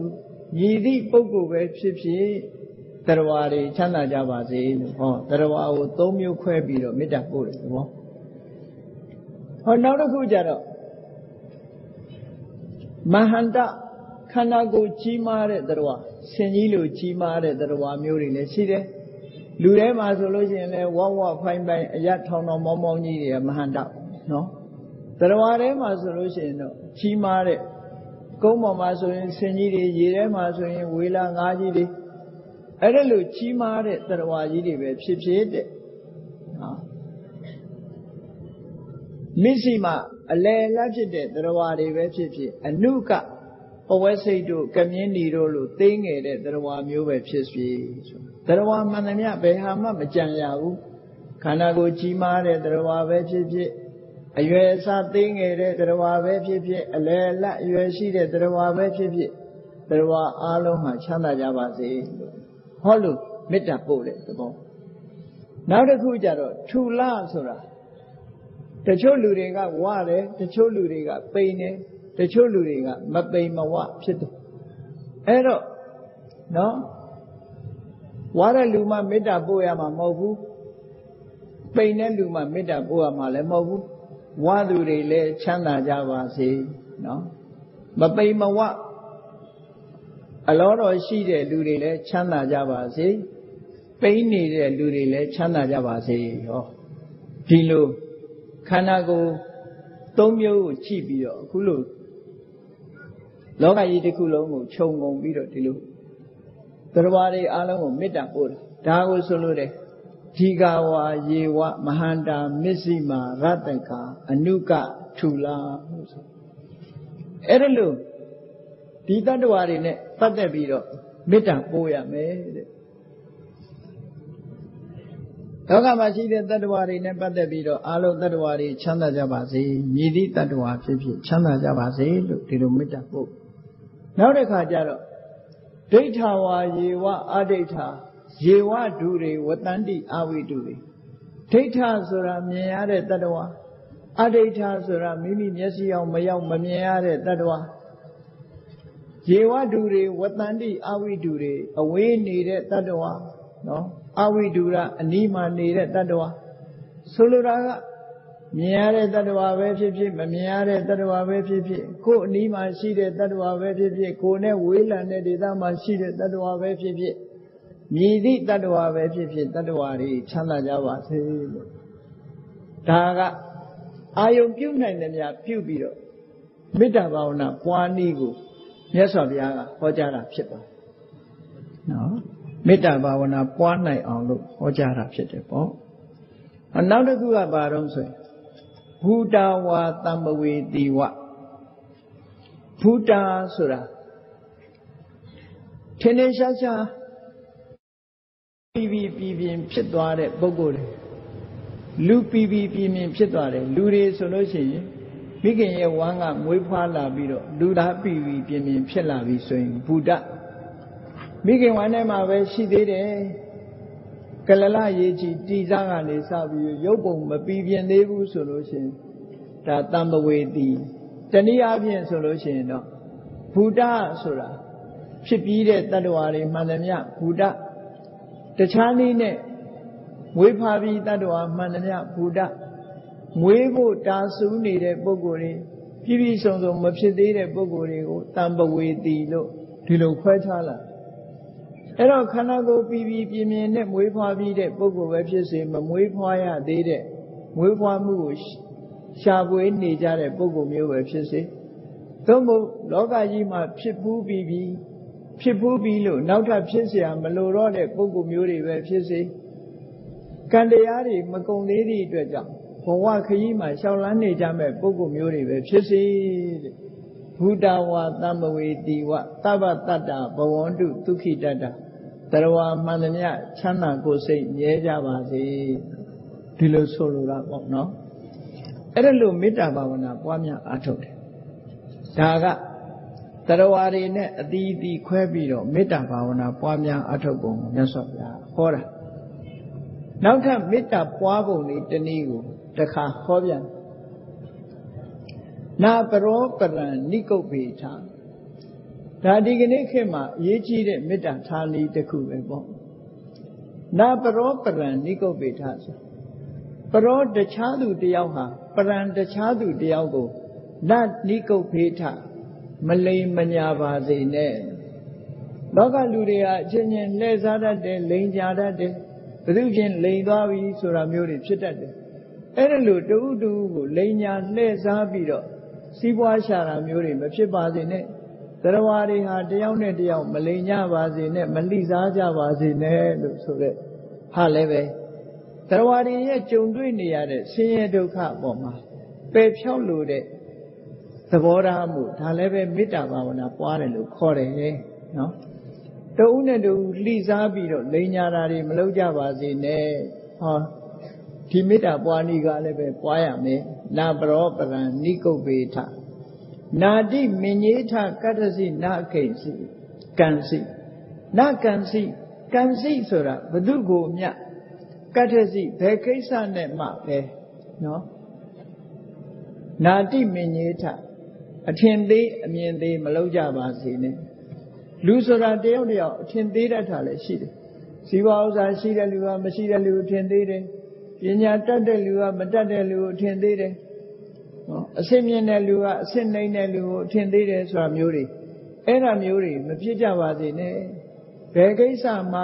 ဘယ်သူတယောက်ကိုမှအထင်မြင်သေးတာမျိုးတွေမရှိကြပါစေနဲ့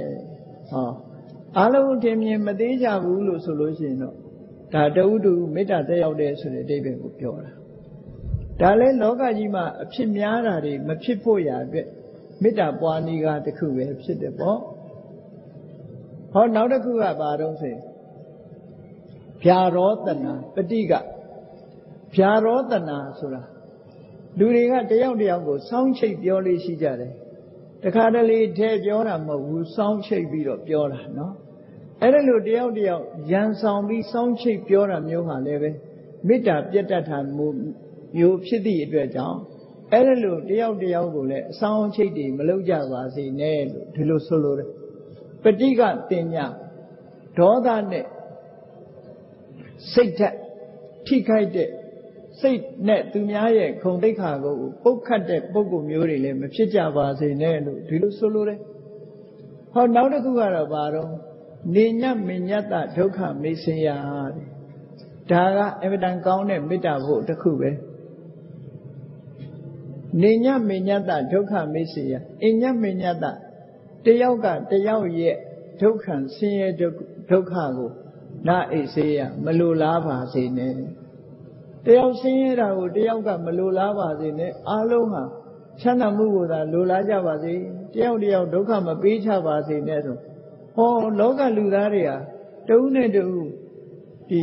ချမ်းသာအောင်လုပ်ပေးတဲ့ပုဂ္ဂိုလ်ကအလွန်နည်းပြီးတော့တယောက်နဲ့တယောက်ဒုက္ခပေးဖို့ရများတယ်ဒါကြောင့်မို့ခုခေတ်စကားတော့ပြောတာမဟုတ်လားအချွန်နဲ့မတယ်တဲ့အစင်းကိုဘိန်းတက်ပေးတယ်ဆိုတာတွေကအဲ့ဒါသူများဒုက္ခရောက်အောင်လုပ်တဲ့စိတ်ဓာတ်တွေပဲပေါ့နော်အဲ့ဒီလိုဟာမျိုးတွေမရှိကြပါစေနဲ့တဦးနဲ့တဦးပေါ်တဦးဆင်းရဲဒုက္ခကိုလိုလားတဲ့စိတ်ဓာတ်တွေမမွေးကြပါစေနဲ့အဲ့ဒီလိုလဲမေတ္တာဘာဝနာပွားများအထောက်ရမယ်တဲ့ဒီစိတ်ဓာတ်ကိုကိုယ်တဏ္ဍာမှာတိဆောက်တာဟာမေတ္တာဘာဝနာပွားများအထောက်ခြင်းပဲဖြစ်တယ်ပေါ့အဲ့ဒီလိုပွားများအထောက်ဖို့မြတ်စွာဘုရားကဒီလိုဟောကြားပြီးတဲ့အခါမှာမေတ္တာဆိုတာရဲ့သဘာဝတရားကိုထင်ရှားအောင်လို့မေတ္တာတစ်ခုရဲ့အတိတ်နဲ့ကိုခေါ်ကျူးတဲ့အနေနဲ့မြတ်စွာဘုရားကဘာဟောတော့ဆိုမာတာယထာနိယံပုဒ္ဒမာယုတာဧကပုဒ္ဒမနုရခေမာတာယထာမိခင်လိုဧကပုဒ္ဒမာတာယထာနိယံပုဒ္ဒနိယံပုဒ္ဒဆိုတာကိုယ်ရင်မှာဖြစ်တဲ့သားအာယုတာဆိုတာအသက်ကိုယ်အသက်နဲ့နော်မာတာယထာနိယံပုဒ္ဒမာယုတာဧကပုဒ္ဒမနုရခေကိုယ်ရင်မှာမွေးဖွားလာတဲ့သားတူရီသောသားသမီးကိုမိခင်ဟာအသက်ပေးပြီးတော့ချစ်ခင်မြတ်နိုးသလိုစောင့်ရှောက်သလိုတဲ့ဆိုလိုတာကကလေးတွေများတဲ့မိခင်ကတော့ချစ်စရာတွေများနေလိမ့်မယ်အဲ့ဒါကြောင့်မလို့ကလေးတူတဲ့သားသမီးတူတဲ့ရှိတဲ့မိခင်ဟာသူ့ရဲ့ချစ်ခင်တဲ့စိတ်တွေမေတ္တာတွေဟာသူတူတဲ့ပုံမှာပဲပုံပြီးတော့ကြာအဲ့ဒါလိုပဲတဲ့ဧဝံပိသဗ္ဗဘူတေတုမာနတံဘာဝယေအပရိမာဏအခုလိုအတိုင်းအတာအကန့်အသတ်ပမာဏမရှိတဲ့စိတ်ဓာတ်မျိုးကိုတရားတွေပေါ်မှာဖြစ်အောင်ကြိုးစားပါမိခင်ဟာတူရီသောသားအပေါ်မှာ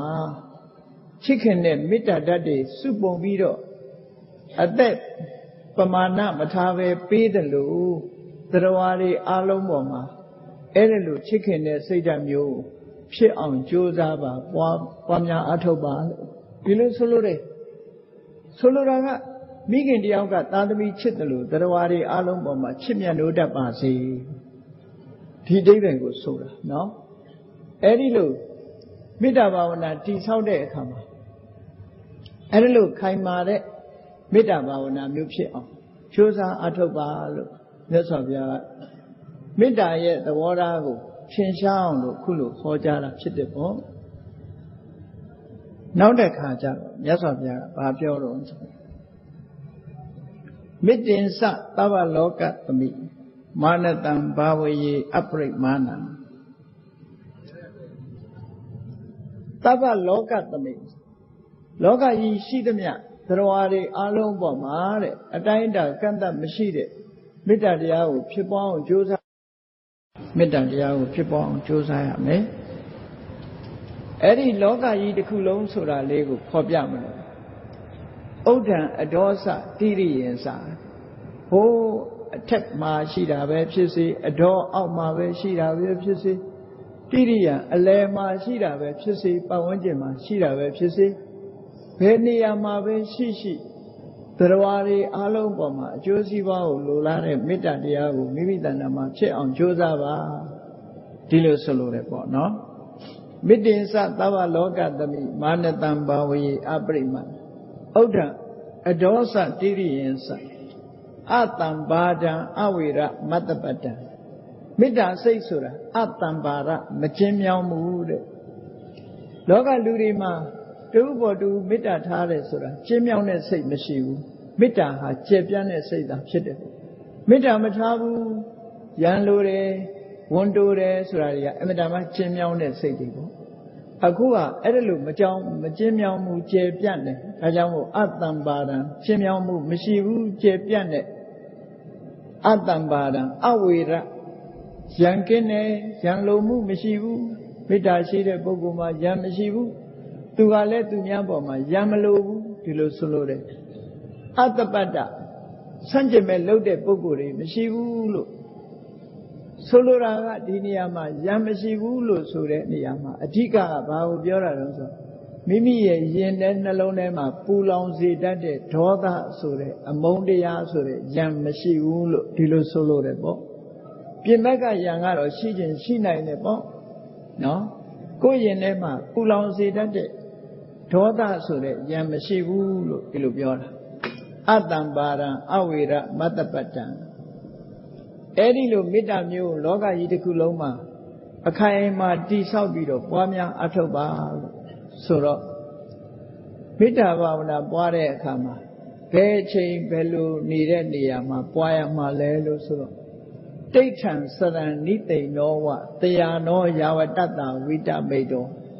Etan the day a Daytia Brahma Medan Vihara Midama Hu Suro Hori Sagane Daychan Sura Matayani and Leve Mita Baba or Tminche Hinche Mataya Bido Him we need a chamale, Mida Baba, Madaya Bido, Lolo need a chamale, Mida Baba, Dilo Solo. Saran Sura Lanshaw need a chamale, Kama Vidwa need a chamefisi, Lanshaw need a chamefisi, Satega, Pari Mida, Nalona, Chiponi on Josava. Need they not a time bomber tiny avifisi, a ma tiny a chamavifisi, Cabo tiny a chamefisi. Hello, tiny Chima leve, Midavana, Bamia Toba. They are no Yawatata, Vita Medo. Ayare, Lelian Lavi, Amabio Devu.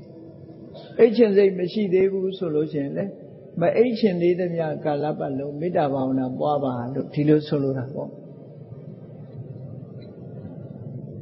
Eight and the day, Dekia. Eri Mita Sure, Tati Diago, Kutana, Kositema, Akaima, Disaba, Dilo Kaima, Disaya Mel, Yasavia, Dilo Hor. Edelo Kaima, Disabido, Mita Shin, Nede, Neta Yengo, Piama Wihara, Mimia de Neta Yenlo, Sovare. Go Nede Chima, the Chan needing Neda Ha, Mimia de Neta Yen Mahodebu. Mita Vavana Navy so in D and A Taiha Goldre, Tambushi zone, Chimamwe, Gonzo, a Mimia so, a Gonzo non ne champion, ne tiny mepsede, Tayamu, Piamawi Harago, Inglelo Pianeca, Nova Boat Piane, no? A Miaso no ne time move, Mimia de ne time move, a Gonzo ne time moon and Neda. Eh, do the way. This is a Gibido. Listen, Emia, don't need it, come. Samawi Haralo call it. Yimia de Nitamune, Nintimo, Dodri, the native Chema. Chayagala, Josa Atoja, Melo, Satema, Lo, Nalong Demo, Lo Atepo. Shama made them, we had a Midama. Pire Kajaro, yes of Yaga. Daga Midavana, Pamia, look. တမာရီစွမ်းအားတွေရလာပြီဆိုရင်နောက်ဆုံးမှာဗြဟ္မပြေထီအောင်ရောက်နိုင်တယ်ပေါ့သို့တော့ဒီဘဝမှာတဏှာဝကလွတ်အောင်လုပ်ဖို့ကြတဲ့အခါကျတော့မေတ္တာဘာဝနာပွားတယ်ဆိုတာတရားဝါတွေပေါ်မှာအာယုစိုက်ပြီးတော့ပွားတာအဲ့ဒါလို့တရားဝါတွေပေါ်မှာအာယုစိုက်ပွားတာဖြစ်သောကြောင့်တရားဝါဆိုတဲ့အယူအဆတစ်ခုခေါင်းထဲမှာဆွဲသွားနိုင်တယ်ပေါ့ဆွဲသွားလို့ရှိရင်တရားဝါဆိုတဲ့အယူအဆဟာဒီဝိပဿနာဉာဏ်နဲ့ကြည့်တဲ့အခါမှာတရားဝါဆိုတာမရှိဘူးယုံနဲ့နာနှစ်မျိုးပဲရှိတယ်ဒါကြောင့်မို့လို့တရားဝါဆိုတဲ့မှားယွင်းတဲ့အမြင်တစ်ခုကိုမရောက်အောင်ကြိုးစားအထောက်ရမယ်ဝိပဿနာကျင့်စဉ်တစ်ခုကိုမြတ်စွာဘုရားကဆက်ပြီးတော့ဟောတယ်မေတ္တာဘာဝနာပွားပြီးတော့ထိုမေတ္တာကိုအခြေခံပြီးတော့ဝိပဿနာပွားတဲ့အခါမှာဒိဋ္ဌိစအနုပကမ္မတရားဝါရှိတယ်ဆိုတဲ့မှားယွင်းတဲ့အမြင်တို့မရောက်သွားစေနဲ့တဲ့တရားဝါဆိုတာမရှိဘူးယုတ်တရားနံတရားနှမျိုးသာရှိတယ်သီလဝါကိုကျင့်တရားကောင်းအောင်လုပ်ရမယ်ဝိပဿနာကျင့်စဉ်တစ်ခုကိုမေတ္တာအခြေခံပြီးကျင့်မယ်ဆိုလို့ရှိရင်သီလဝါကိုကျင့်တရားကောင်းအောင်အရင်လုပ်ကိုကျင့်တရားကောင်းအောင်လုပ်ပြီးတော့သီလဝိသုဒ္ဓိဆိုတဲ့သီလစင်ကြယ်မှုပေါ်မှာအခြေခံပြီးတော့ယုံနာဓမ္မသင်္ခါရတွေကိုရှုမြင်သုံးသပ်ခြင်းဖြင့်တရားဝါဆိုတဲ့အယူဆတစ်ခုမရောက်စေပဲနဲ့သတ္တနေနတမ္ပန္နောမှန်ကန်တဲ့အမြင်တစ်ခုမြင်ရမယ်ယုတ်တရားတက်တက်တာဖြစ်တယ်နန္တရားတက်တက်တာဖြစ်တယ်တရားဝါဆိုတာမရှိဘူးငါအားဆိုတာလည်းမရှိဘူးငါအားဆိုတာလည်းမရှိဘူးဆိုတဲ့ဒီမှန်ကန်တဲ့ဉာဏ်အမြင်တစ်ခုနဲ့ပြည့်စုံအောင်ကြိုးစားပါဒါကိုဆိုလို့တယ်ဒိဋ္ဌိစနုပေက္ခမသီလဝါဒတ္တနေနတမ္ပန္နောတနည်းအားဖြင့်ပြောမယ်ဆိုရင်ကိုချင်းသီလဖြည့်ဝပြီးတဲ့အခါမှာမှားယွင်းတဲ့အမြင်တစ်ခုကိုဖယ်ရှားလိုက်ပြီးတော့သောတာပတိမဉ္ဇဉ်နဲ့ပြည့်စုံသွားပြီနိဗ္ဗာန်ကိုမြင်ပြီဆိုလို့ရှိရင်ဓတ္တနေနတမ္ပန္နောသောတာပန်ဖြစ်သွားတာကိုပြောတာသီလဝါဒတ္တနေနတမ္ပန္နောကာမေတုဝိနေယခေတံတဆင့်တိုးတဲ့အထုတ်ဖို့ရကြတော့ကာမဂုဏ်အာယုန်ဒီပေါ်မှာတွေ့တာတက်မဲ့တဲ့တဏှာကိုဖယ်ရှားနိုင်ရမယ်မျက်စိကမြင်တဲ့အာယုန်နားကကြားတဲ့အသံအာယုန်နှာခေါင်းကနမ်းရှူရတဲ့အနတ်အာယုန်လျှာနဲ့လျက်ရတဲ့အရသာအာယုန်ခန္ဓာနဲ့ထိတွေ့ရတဲ့အထိတွေ့အာယုန်စိတ်ကူးကြံစီရတဲ့အာယုန်ဆိုတဲ့ဒီကာမဆိုတဲ့လိုချင်စရာအာယုန်တွေပေါ်မှာခေတ္တဆိုတဲ့မဲ့မောမှုကိုဖယ်ရှားပစ်ပါအဲ့ဒါကဘာကိုဆိုလိုတာလဲဆိုရင်တဂရကံအနာကံအဆင့်ထိအောင်ရောက်အောင်ကျင့်ကြံကြိုးကုပ်အားထုတ်ပါလို့ဒီလိုဆိုလိုတယ်နောက်ဆုံးမှာနာဟိဇာတုခဗ္ဗတေယပုဏ္ဏရေတိကာမဂုဏ်အာယုန်ဒီပေါ်မှာလောဘကိုဖယ်ရှားနိုင်ပြီးတော့နောက်ဆုံးမှာကြံတဲ့ကိလေသာတွေကိုဖယ်ရှားလိုက်တဲ့အခါမှာကိလေသာတွေအလုံးဖယ်လိုက်တဲ့ဖြင့်ကံတွေဟာအကျိုးမပေးနိုင်တော့သည့်အတွက်ကြောင့်ရှိတဲ့ကံတွေဟာအစွမ်းအစမရှိတော့လို့ကံတရားတွေလည်းကုန်ဆုံးသွားလို့နောက်ဆုံးမှာတဏှာထဲမှာပြန်ပြီးမွေးဖွားတော့မှာမဟုတ်တော့ဘူးဘယ်တော့မှမိခင်ဝမ်းထဲမှာပြန်ရောက်တော့မှာမဟုတ်ဘူးနာဟိဇာတုခဗ္ဗတေယပုဏ္ဏရေတိဘယ်တော့မှပြန်မရောက်တော့ဘူးဆိုတဲ့ယဟန္တာပုဂ္ဂိုလ်ဖြစ်သူရောက်ရှိသွားနိုင်ပါတယ်ဟောမေတ္တာအခြေခံပြီးတော့ဝိပဿနာတရားကျင့်ကြံကြိုးကိုအားထုတ်ခြင်းဖြင့်သောတာပန်ဖြစ်မယ်သဂရဂံဖြစ်မယ်အနာဂံဖြစ်မယ်နောက်ဆုံးယဟန္တာဖြစ်ပြီးတော့တန်မြာဝဆင်းကလွတ်ကင်းသွားနိုင်တယ်လို့ဟောတယ်လို့မြတ်စွာဘုရားသခင်ကိုရောမြတ်ကမေတ္တာတုတ်ပရိတရားတော်မှာရှင်းလင်းဟောကြားခဲ့တာဖြစ်ပါတယ်ဒါကြောင့်မို့တရားချစ်ခင်သူတော်စင်ပြိဿအပေါင်းတို့မိမိတို့ရဲ့ယင်ထဲနှလုံးသားထဲမှာမေတ္တာတရားကိုတည်ဆောက်ခြင်းဖြင့်အမုန်းတရားကိုဖယ်ရှားပြီးထိုမေတ္တာကိုအခြေခံတဲ့ဝိပဿနာဉာဏ်ဖြင့်ကျင့်ကြံကြိုးကုပ်အားထုတ်ကြမယ်ဆိုရင်ခိုင်မာတဲ့မြင့်မြတ်တဲ့သောတာပန်သဂရဂံအနာဂံယဟန္တာပုဂ္ဂိုလ်ဘဝရောက်ရှိပြီးနောက်ဆုံးမှာတန်မြာဝဆင်းကလွတ်ကင်းအောင်တို့တွေကြိုးစားအားထုတ်ကြရမှာဖြစ်တယ်လို့ကိုယ်စီသဘောကျပြီးကျင့်ကြံကြိုးကုပ်အားထုတ်တော်မူနိုင်ကြပါစေကုန်သတည်း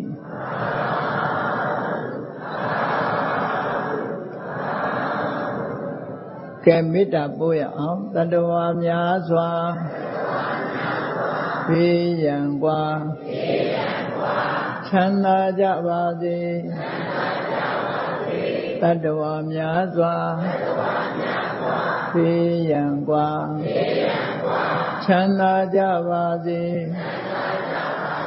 မေတ္တာရေချမ်းသွန်ငါဖြံငြိမ်းချမ်းကြပါစေ